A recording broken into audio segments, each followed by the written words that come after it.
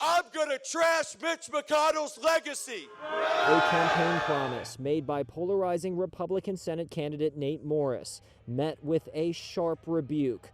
Of the three candidates, he was the most thoroughly booed at the famed Fancy Farm picnic. Who here can honestly tell me that it's a good thing to have a senior citizen who freezes on national television during his press conferences as our U.S. Senator?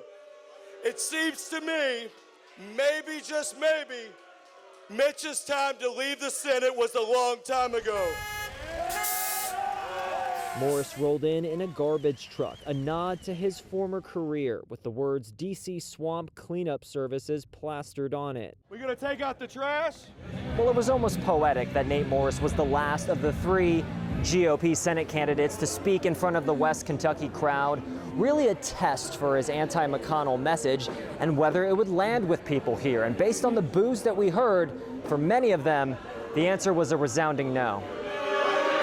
Fancy Farm is Trump country, but many folks there also have deep respect for the 83-year-old Mitch McConnell, who, despite his declining health, appeared and spoke in his 30th Fancy Farm picnic. I can't think of any place I'd rather be on the first Saturday in August than right here. Lexington Congressman Andy Barr also running to fill McConnell's seat, drawing this line for the man he's called his mentor, adopting a tone appreciated by West Kentuckians. Kentuckians at their core are good people, and they're ready for a change, but they're also showing respect. Again, there's nothing inconsistent about that.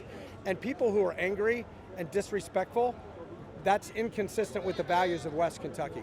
Daniel Cameron of Louisville, Kentucky's former Attorney General, is a longtime McConnell protege. At the end of the day, everybody that is on that stage has some relationship to McConnell.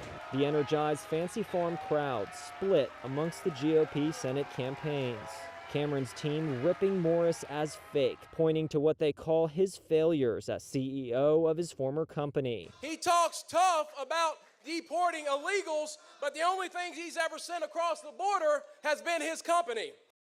And you can't claim to be opposed to woke ideology when you spent 2020 embracing the same protesters that were on my front lawn. Despite Daniel Cameron being called the front runner because of his name recognition, supporters of Andy Barr at times the loudest in the St. Jerome Church Pavilion. I'm sensing a pattern with this guy. Out here in West Kentucky, we have a name for someone who opposed President Trump, supported BLM, and pushed DEI. A Democrat. Each of these three men vying for the Trump endorsement. They're confident they delivered coming out of Fancy Farm. Isaiah Kim Martinez, WHAS 11 on your side.